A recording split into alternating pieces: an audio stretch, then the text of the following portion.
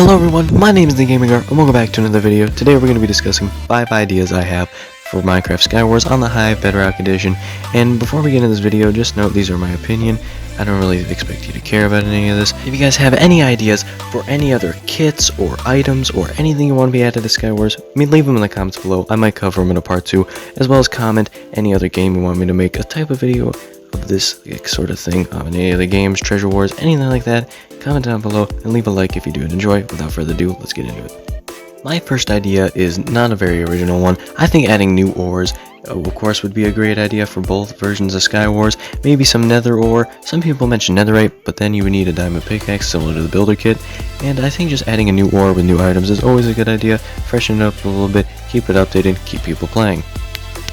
Now I think something that would be really cool and that the Hive would be really good at is just adding a custom ore, like a ruby or some amethyst or just some custom ore that isn't actually in the game, and adding it around similar to how they do different chests from ender chests. They could have the super good ores be something completely custom and new, and I think that would just be a really good idea for custom items.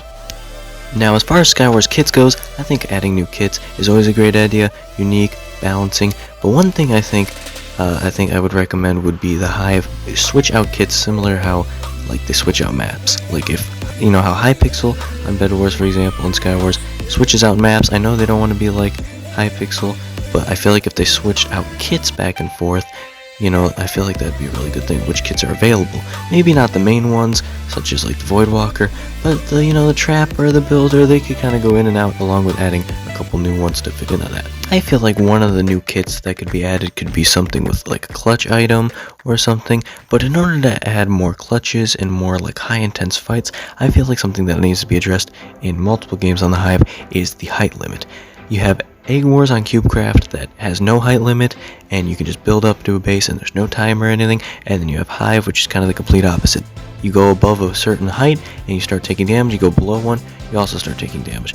Now that's reasonable, but I think it should be extended a little higher for sky battles and sort of building back and forth, and also so if you get knocked off, there's actual heights that you could die from without getting hit like 3 times. So you could add like a clutcher like kit or something that has like ladders or hay bales or something ridiculous, and I don't know, there's a ton of missed opportunities there, I think, with clutches and cool things that could be super fun if you just extend the build height and let people build up there.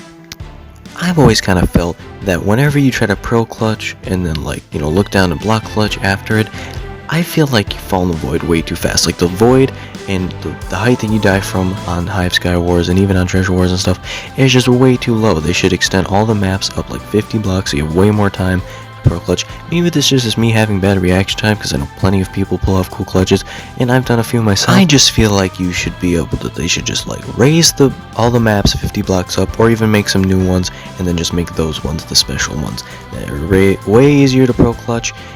And I should mention that the Hive has done a very good job at the way Skywars maps are built and how easy it is to block clutch on them.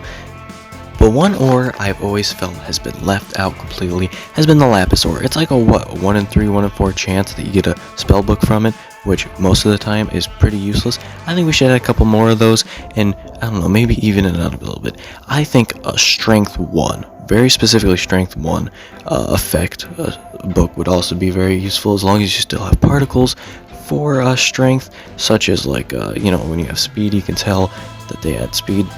Maybe make it, instead of making it like a percentage chance that it drops, make it like a more reasonable 50% or even 100% chance, and add like jump boost and like more half useful, half useless ones, and just make it like 100% chance. I feel like the one problem with that is that just inventory management.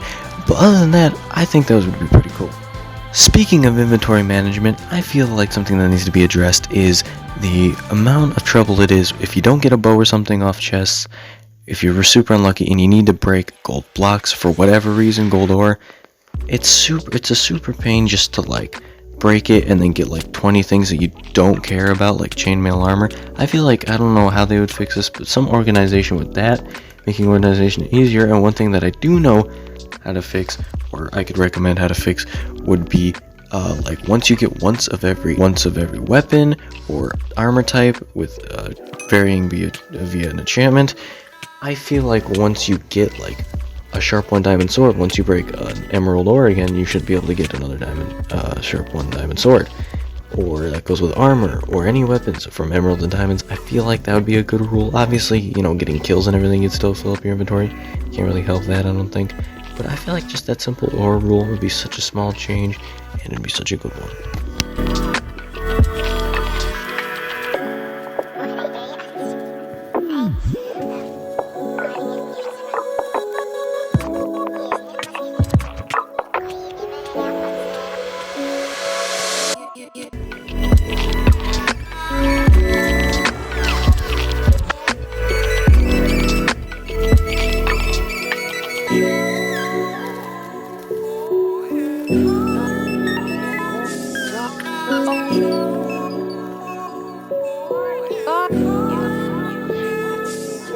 Yo.